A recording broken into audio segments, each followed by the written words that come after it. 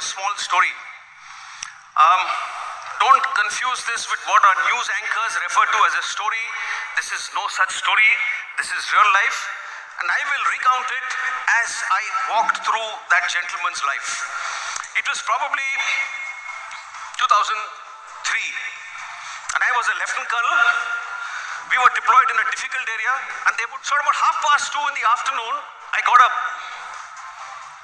information from a local source that in X village there are 5 militants. So I got through to that company commander on a high frequency radio set because he was a distance away from me, and I told him, Mal, so many villages, so many militants, go. Action? Yes. So was I smoking a pipe and standing on a model and moving, little pieces around before I made the plan? It doesn't happen in real life. When it comes to terrorism and militancy, that is contact. You act, you'll succeed. At about 5 o'clock, I got a message on the radio set. This is a message which nobody likes to hear. So the message I got was, Sab, bande ko goli lagi hai, which means one of our men has been shot. To me, that is failure. It means on my watch, nobody must get shot. 2 people have a weapon, somebody will get shot. But if somebody gets shot because I have been inadequate in my planning, in my commitment, then I must be hanged for it. That is a failure of leadership. Morning, a helicopter came and picked up the casualty and took him away to hospital. We stayed in that village for 5 days. 5 days and 5 nights. We searched that village. Every house. Came back to base.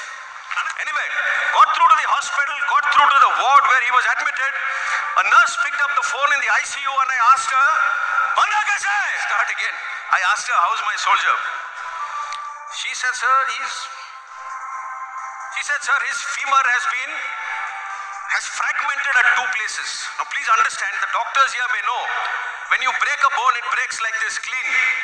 When it fragments like this, multiply, there was blood all over on his leg. So femur left 2 places. To keep a long story short, he had small holes on the left side, but he had a hole the size of a baseball on the right side. The fact is that when he was put into the helicopter the next morning, his entrails and inside were put in a little polythene bag and put inside the helicopter. When he fell, his chest hit a rock, like that. Now, those days the bulletproof vest was a sheet of iron. So the iron, when it hit his chest, 5 of his ribs got fractured. So I said, put the handset near his ear.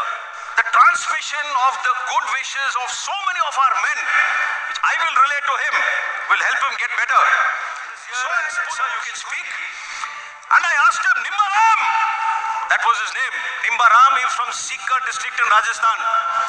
And I asked him, Nimbaram, kya haal hai tere? How are you, son?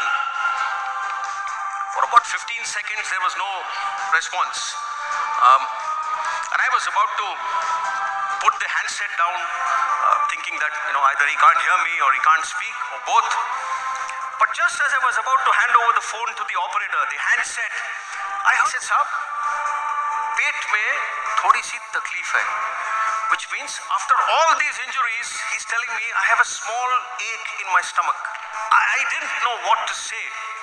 And then I heard him say in a feebler, thinner voice, कि साहब पलटन के बाकी बंदे कैसे हैं? Which means this man is dying and his concern is for the well-being of the rest of his team. This is priceless. This is the soldier who works for us day in and day out. And I have absolutely no hesitation in saying, ladies and gentlemen, for our today, he gave his yesterday. For our tomorrow, as I speak, he is giving his today. So at the end of it, ladies and gentlemen, this is the story of the Indian Army nation building. This is the story of our soldier.